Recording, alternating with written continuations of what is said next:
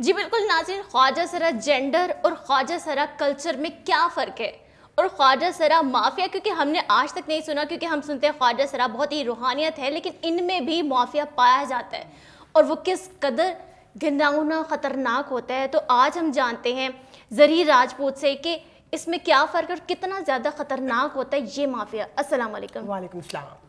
कैसी हैं ज़री आप? बहुत अच्छी हूँ। ज़री, सबसे पहले तो हमारे नाज़रीन को ये बताएं कि ख्वाजा सरा जेंडर और ख्वाजा सरा कल्चर में क्या फ़र्क है? सो बेसिकली मैं यहाँ पे एक चीज़ करेक्ट करती चलूँ कि ख्वाजा सरा जो कल्चर है वो एक कल्चर है, जैसे कि हमें पख्तून कल्चर देखने को मिलता है, बलोच कल्चर देखने को मिलता है। सो अगर मैं बात करूँ ख्वाजा सरा और ट्रांसजेंडर, बेसिकली ख्वाजा सरा एक कल्चर है जो कि बरसगीर पाक व हिंद जैसे कि साउथ एशिया में ये मुगलों के दौर या उससे भी पहले से चलता आ रहा है। एक ऐसा कल्चर जिसमें फेमिनिज़म को प्रमोट किया गया, जिसमें फेमिनाइन लोगों को प्रमोट किया गया, जिसमें मुख्तलिफ जेंडर के लोगों को, जेंडर डाइवर्स लोगों को जो है वो प्रमोट किया गया।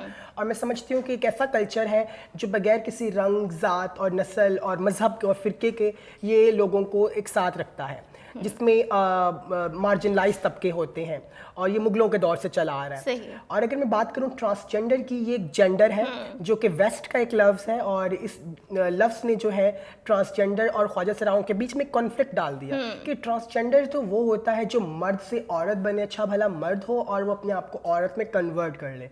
ये लोगों के एक मिथ है, क्योंकि हम वेस्ट की चीज़ें या वेस्ट को ऑनलाइन देख देख कर इस तरह से हमारा हिप्नोटाइज हो चुके हैं, मैं समझती हूँ। सो उस चीज़ ने फिर जो है हमें एक विलन के तौर पे जो है वो पोर्ट्रे कर दिया है दुनिया वालों के सामने। और लेकिन इसके बरक्स ख्वाजा सरा कल्चर एक रूहानियत का इल्म देता है। ख्वाजा सरा कल्चर जो है वो सूफीज़म से बिलोंग रखता है। ख्वाजा सरा कल्चर जो है वो चीज़ों को वो जो है उस तरह से दिखाता है, चीज़ों को उस तरह से लेके चलता है जो मुआशरा उसे नहीं समझता। अच्छा ज़री, एक चीज़ मैं जानना चाहूँगी कि ताली बजाना ख्वाजा सरा की पहचान है।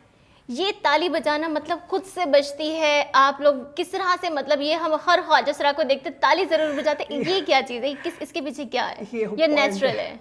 ये पॉइंट है। देखिए ताली जो होती है ना, उसका हमारे कल्चर से और उससे हमारी जिन्स से और उसका हमारी सोसाइटी से ये ताल्लुक है कि ये नेचुरल है।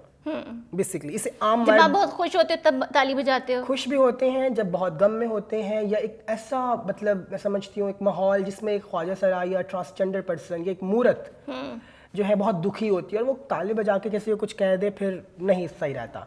एंड ताली का इस तरह से भी है क्योंकि अगर साइंस को देखा जाए ना तो हमारे हाथों में कुछ ऐसी वेन्स होती हैं जो जब हम वो बजाते हैं तो वो हमारे माइंड को एक ऐसा सिग्नल देते हैं, बॉडी का सिग्नल देते हैं जो हमारी बॉडी से बहुत चीज़ें सही कर देता है, कुछ बीमारियों को साइंसी तौर पर, नेचुरल तौर पर सही कर देता है। सो मैं समझती हूँ ये गॉड गिफ्टेड है, खुदा की जो है वो एक गिफ्ट है, नेमत है।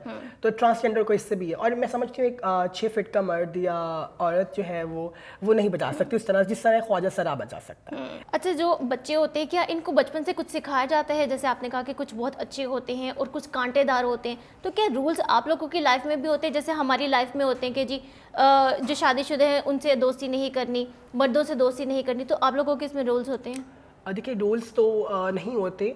बेसिकली जो गुरु होता है ना, मतलब मोस्टली जो माफिया गुरु है उनका ये मानना है कि जी हाँ चेला, तुमने तो जो है इतना इस मर्द को इसके जूती तक बेशक बिक जाए तुमने इससे निकालना है, बेशक फिर चाहे वो 60 साल या 70 साल या 25 साल किस भी एज का मर्द क्यों ना हो। तो उनका कॉन्सेप्ट ही वो जो है वो फाइनेंशियल चीज़ों के गिर्द ना वो घूम रहा होता है।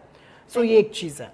और दूसरी एक चीज़ है कि मतलब क्योंकि ट्रांसजेंडर जो है वो इतने फाइनेंशियली इंडिपेंडेंट नहीं होते, उनके वो कि किसी आम फैक्ट्री के मालिक या फिर आम उस तरह नहीं होते। हाँ एक सर्टन टाइम होता है जिसमें वो इतने जमा करके इस लेवल तक पहुंच जाते हैं, लेकिन शुरू में जो उनका होता है ना कि हम इस कम उम्र के बच्चे से इतना पैसा जो है निकाल सकते हैं, पैसा ले सकते हैं, तो फिर वो उनका एक पॉइंट बन जाता है।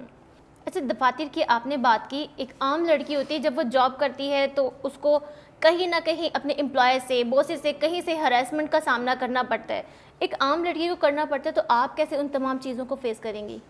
सो बेसिकली ख्वाजा सराओं के लिए तो, ट्रांसजेंडर पर्सन के लिए तो ये बहुत नॉर्मल है। मतलब आप तो सोसाइटी के हिसाब से उस तरह फिट ही नहीं बैठते ना उनके एक इमेज में, उनके एक सर्कल में।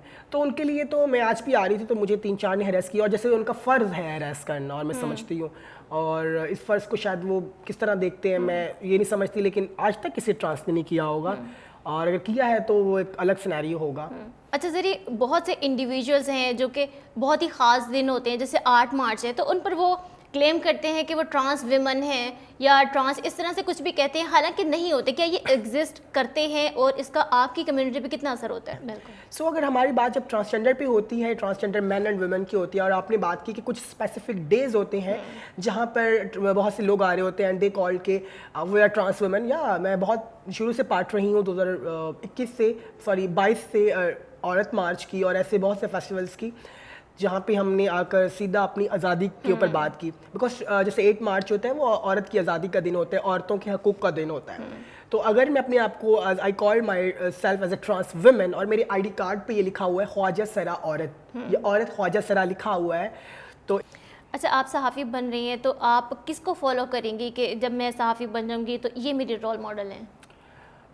मैं कुछ लोग हैं जिनको मैं आइडल समझती हूँ, जिसमें हामिद मीर साहब हैं, इमरान रियाज खान साहब हैं, और बहुत से ऐसे चंद लोग हैं।